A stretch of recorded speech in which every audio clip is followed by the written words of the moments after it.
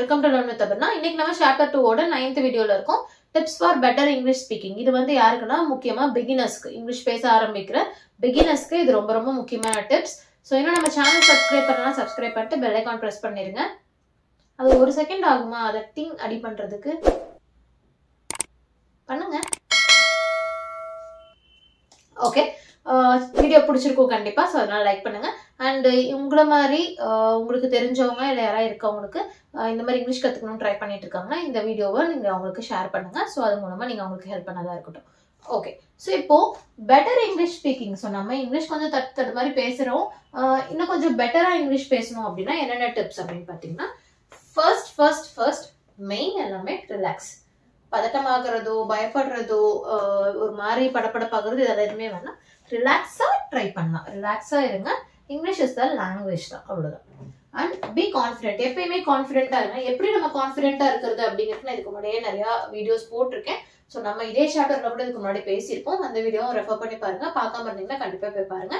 Same பிளேலிஸ்ட்ல இருக்கு. So கான்ஃபிடென்ட்டா இருங்க. Inferiority complex வேண்டாம். இன்ஃபீரியாரிட்டி காம்ப்ளெக்ஸ்ங்கிறது தாழ்வு மனப்பான்மை. எனக்கு இங்கிலீஷ் தெரியல, அவங்களாம் எவ்வளோ சூப்பராக இங்கிலீஷ் பேசுறாங்க, நான் தான் மோசமா இருக்கேன், என்னடா நம்ம இப்படி ஆயிட்டோமே, நம்ம வேஸ்ட், இந்த மாதிரி நினைப்புகள்லாம் வேண்டாம். இன்ஃபீரியாரிட்டி காம்ப்ளெக்ஸ் கண்டிப்பா வேண்டாம். அண்ட் இன்னுமே வந்து காரணங்கள் சொல்லிக்கிட்டே இருக்க வேண்டாம். அவங்களாம் இங்கிலீஷ் மீடியம்ல படிக்கிறாங்க, நல்லா இங்கிலீஷ் பேசுறாங்க, நான் பாரு தமிழ் மீடியம்ல தான் படிக்கிறேன், எனக்கு இங்கிலீஷே வரல, நான் வேஸ்ட், இந்த மாதிரிலாம் யோசிக்காதீங்க. ஒவ்வொருத்தரோட குடும்ப சூழ்நிலைகள், ஒவ்வொருத்தரோட வாழ்க்கை சூழ்நிலைகள் எல்லாமே டிஃப்ரெண்ட். அவங்களுக்கு சிலர் இங்கிலீஷ் நல்லா பேசுறாங்கன்னா அவங்களுக்கு எவ்வளோ எக்ஸ்போஷர் கிடைச்சிருக்கு, நம்ம அவ்வளோ இங்கிலீஷ் நல்லா பேசுறாங்க, நம்மளுக்கு அந்த இங்கிலீஷ் பேசுற எக்ஸ்போஷர் கம்மி, அவ்வளோதான். ஸோ இதில் இன்ஃபீரியரா ஃபீல் பண்றதுக்கு எதுவுமே கிடையாது. பேசி பேசி பழகலாம். அவங்களுமே பேசி பேசி பழகிதான் வந்து இங்கிலீஷ் அவ்வளோ பெட்டரா பேசுறாங்க. ஸோ இன்ஃபீரியாரிட்டி காம்ப்ளெக்ஸ் வேணா, உங்களால நீங்க நம்புங்க, கான்ஃபிடென்ட்டா இருங்க. Know your audience. ஸோ நீங்க யார்கிட்ட பேச போறீங்க? நம்ம எல்லாருமே போய் ஸ்டேஜ் ஏறி மைக் பிடிச்சி ஒரு 1000 பேருக்கு 2000 பேருக்கு நம்ம வந்து ஏதோ ஒரு ஸ்பீச் கொடுக்க போறதில்ல, மோட்டிவேஷனல் ஸ்பீச்சோ இல்லை இங்கிலீஷ் ஸ்பீச்சோ எதுவும் கொடுக்க போறதில்ல. சொந்தமா கொடுக்குறவங்களும் இருக்காங்க, பட் நம்ம எல்லாம் அதெல்லாம் பண்ண போறதில்ல. நம்ம எதுக்காக இங்கிலீஷ் கத்துக்கிறோம், யார்கிட்ட இங்கிலீஷ் பேச போறோம்? ஸோ நம்ம குழந்தைங்களுக்காக கத்துக்கிறோமா, நம்ம ஸ்கூல்ல ஃப்ரெண்ட்ஸ்க்காக கத்துக்கிறோமா, ஆஃபீஸ்ல கலீக்ஸ் கூட மீட்டிங்ல அந்த மாதிரி கத்துக்கிறோமா, ஒரு ப்ரெசன்டேஷனுக்காக கத்துக்கிறோமா, காலேஜ்ல இருக்கோம், நெக்ஸ்ட் நம்ம கெரியருக்காக கத்துக்கிறோமா அப்படிங்கிறது நம்மளுக்கு தெளிவா தெரியணும். ஸோ நம்ம யாருக்காக இங்கிலீஷ் கத்துக்கிறோமோ அதை கண்டுபிடிச்சு அதுக்கேற்ற மாதிரி நம்ம இங்கிலீஷ் பேசினா போதும். ஏன்னா நம்ம வந்து அவ்வளோ தாட் போட்டுன்னு அந்த ரேஞ்சுக்கு பேச வேண்டிய இங்கிலீஷ் நமக்கு நார்மலா ஒரு டெய்லி லைஃப் கம்யூனிகேஷன்ல தேவைப்படாது. நம்ம சொல்ற இங்கிலீஷ் சிம்பிளா இருந்தா கூட போதும். ஸோ நம்ம இன்னும் மெருகேற்றி அந்த மாதிரி எந்த லெவல்ல நம்மளோட மெருகேற்றதை நிறுத்தணும் அப்படிங்கிறது நம்மளுக்கு தெரியணும். அது எப்ப தெரியும்னா, நம்மளோட ஆடியன்ஸ் யார்கிட்ட நம்ம பேச போறோங்கிறது எப்ப தெரியுதோ அப்பதான் நம்மளுக்கு அந்த இடங்கள்ல நம்ம ஸ்டாப் பண்ணுவோம். இதுவுமே அந்த பெர்ஃபெக்ஷன் டுவர்ட்ஸ் டிரைவ் தான், அதுதான் சொல்றேன். ஸோ யார்கிட்ட பேசுறோம், எதுக்காக கத்துக்கிறோங்கிறது நல்லா தெளிவா தெரிஞ்சுக்கோங்க. Don't assume anything. இது ரொம்ப ரொம்ப ரொம்ப முக்கியமான ஒரு விஷயம். எதையுமே அஷ்யூம் பண்ணாதீங்க.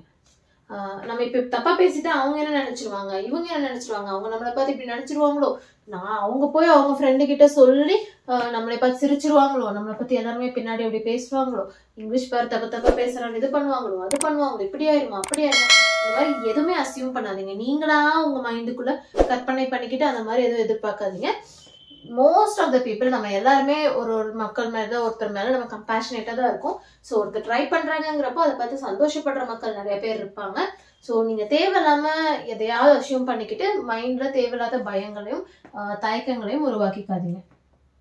Don't try to be perfect. நான் திருப்பி சொல்லிக்கிட்டே தான் இருக்கேன். ஏன்னா பர்ஃபெக்ஷனிசம்ங்கிறது ஒரு பெரிய வியாதி இந்தியன்ஸ்க்கு. நம்ம எங்க எது பண்ணாலும் அதை ரொம்ப பர்ஃபெக்டா பண்ணணும் ட்ரை பண்ணிக்கிட்டே இருப்போம். ஸோ தப்பு பண்ணா தவறுகள் இருந்துட்டு போதும். இம்பர்ஃபெக்டா இருந்தா என்ன தப்பு? இம்பர்ஃபெக்டா இருக்கிறதுமே ஒரு அழகுதான். நீங்க பேச ட்ரை பண்றீங்க, அதுவே ஒரு பெரிய விஷயம். அதை பார்த்தே நம்ம சந்தோஷப்படணும், அதுவே ஒரு பெரிய அழகுதான். ஸோ ரொம்ப பர்ஃபெக்டா இருக்க ட்ரை பண்ணாதீங்க. Mistakes are good. நிஜமா மிஸ்டேக்ஸ் ஆர் குட். நம்ம பண்ற ஒவ்வொரு மிஸ்டேக்ல இருந்து தான் நம்ம ஈஸியா கத்துக்க முடியும். ஸோ எக்ஸாம்பிளுக்கு நீங்க ஏதோ ஒரு மிஸ்டேக் பண்ணிட்டீங்க, அதை வந்து இப்ப வரைக்கும் நீங்க அதை ஞாபகம் வச்சிருப்பீங்க. நார்மலா கத்துக்கிட்ட ஒரு விஷயம், பட் தவறு பண்ணி அதுல இருந்து கத்துக்கிட்ட ஒரு விஷயம் வந்து நம்ம கண்டிப்பா மைண்ட்ல எப்பயுமே நின்றுட்டே இருக்கும். அது வந்து எந்த விஷயமா வேணா இருக்கலாம். இங்கிலீஷ் ரிலேட்டட் சொல்ல லைஃப்ல எதுவா வேணா இருக்கலாம். ஒரு கான்செப்ட், ஸ்கூல்ல படிச்ச ஒரு கான்செப்டா இருக்கலாம், ஆஃபீஸ்ல செஞ்ச ஒர்க்கா இருக்கலாம், ஒரு பாலிசியா இருக்கலாம், எதுவா வேணா இருக்கலாம். ஸோ அது மைண்ட்ல எப்பயுமே எனக்கு வந்து நான் சின்ன வயசுல ஸ்கூல் படிக்கும் பொழுது இந்த ஒவ்வொரு பெருந்தலைவர்களை பற்றிய டீடைல்ஸ் எல்லாம் படிச்சுட்டு இருக்கோம். கட்டுரைகள், பாடங்கள் அதெல்லாம் இருக்கும் இல்லையா. எக்ஸாம்பிளுக்கு இப்போ வந்து பெருந்தலைவர் காமராஜர் இருக்காரு, ஜவஹர்லால் நேரு இருக்காரு, மகாத்மா காந்தி இருக்காங்க. இவங்கள மாதிரி ஒவ்வொருத்தரோட இவங்களோட வரலாற்று கட்டுரைகள் அதெல்லாம் வந்து நம்மளுக்கு தமிழ்ல பாடங்களா இருக்கும். ஸோ ஒவ்வொரு பாடம்லயும் நம்ம வந்து அவங்க எப்போ பிறந்தாங்க, என்னென்ன பண்ணாங்க, அந்த மாதிரி நிறைய கொஸ்டின்ஸ்லாம் இருக்கும். நம்ம அதெல்லாம் படிப்போம். நான் ஒரு தடவை படிச்சுட்டு இருக்கும்போது எல்லாருமே வந்து தை திங்கள் 1ஆம் நாள், மார்கழி திங்கள் 7ஆம் நாள், இந்த மாதிரி ஒவ்வொருத்தரோட பர்த்டேவுமே இந்த மாதிரி மென்ஷன் ஆயிருந்துச்சு. நான் எங்க அம்மா கிட்ட போயிட்டு நான் என்ன கிழமை பிறந்தேன் அப்படின்னு கேட்டேன். என்ன கிழமைன்னு ஏன் அப்படி கேட்குறேன்னா, நான் திங்கக்கிழமை பிறக்கலையா அப்படின்னு கேட்டேன். இல்லை நீ திங்கக்கிழமை பிறக்கல அப்படின்னு சொன்னாங்க. எனக்கு ஒரே சோகமாயிருச்சு. ஏன் சோகம்னா எல்லா தலைவர்களும் பெருசா சாதிச்ச எல்லாருமே வந்து திங்கக்கிழமை தான் பிறந்திருக்காங்க, நான் திங்கக்கிழமை பிறக்கல, நான் எப்படி சாதிப்பேன் அப்படின்ட்டு சொல்லிட்டு எங்க அம்மாட்ட கேட்டிருக்கேன்.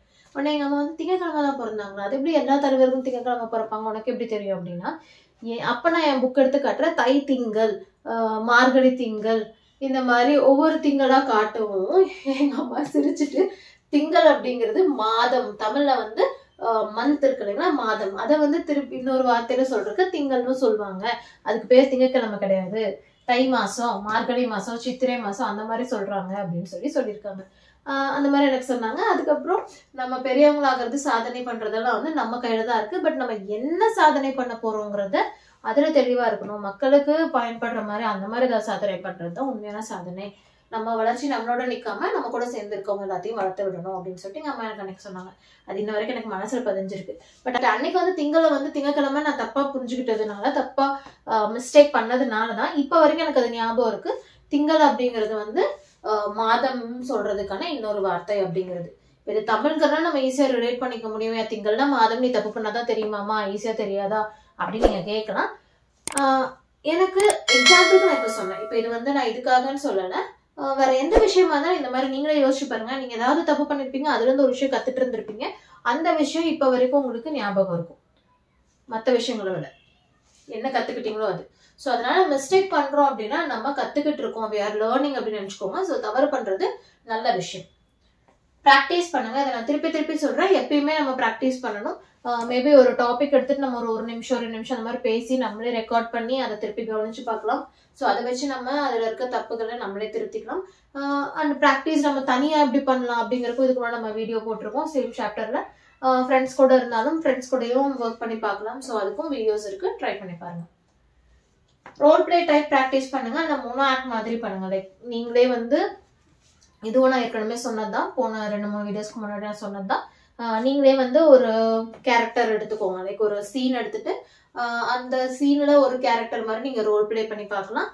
அதே மாதிரி அந்த கான்வர்சேஷன் எப்படி நான் ஏ நீ பி அப்படின்னு சொல்லி நம்மளே எப்படி மாறி மாறி மோனோ ஆக்ட் பண்ணுவோம் இல்லைங்களா. ஒருத்தரே வந்து 2-3 கேரக்டர்ஸ் பண்ணுவாங்க அந்த கம்யூனிகேஷன், அந்த கான்வர்சேஷன் கம்ப்ளீட் பண்றதுக்கு. ஸோ அந்த மாதிரி நீங்க ப்ராக்டிஸ் பண்ணி பார்க்கலாம். இதெல்லாம் உங்களுக்கு நீங்களே கொடுத்துக்கிற ப்ராக்டிஸ் தான், யாரும் உங்களை பத்தி எதுவும் சொல்ல போறது கிடையாது. build your vocabulary first. This is very important.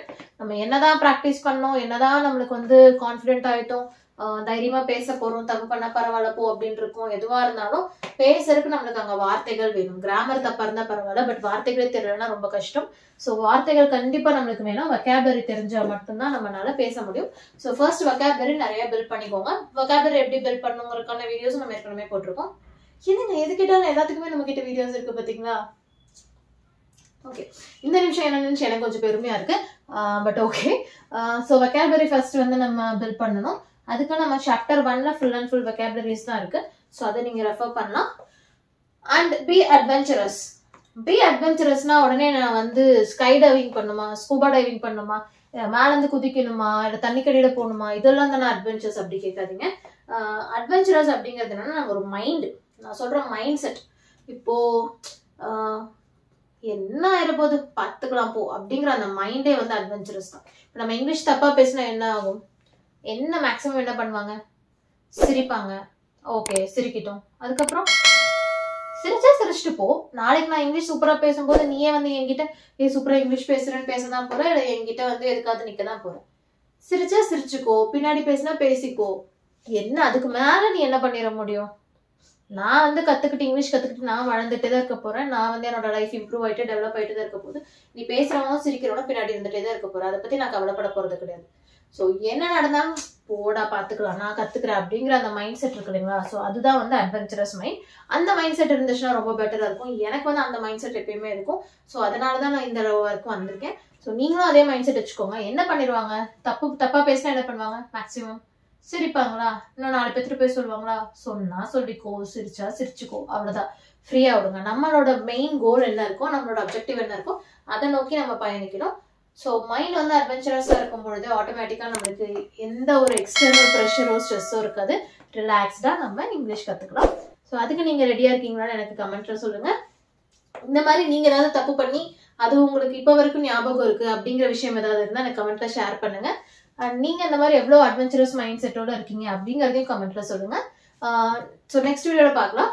அது வரைக்கும் டேக் கேர். சேனல் இன்னும் சப்ஸ்கிரைப் பண்ணிட்டு பெல் ஐகான் பிரஸ் பண்ணிட்டு வீடியோ கண்டிப்பா பிடிச்சிருக்கும்னு நினைக்கிறேன். லைக் பண்ண மறந்துடாதீங்க. Okay, thank you.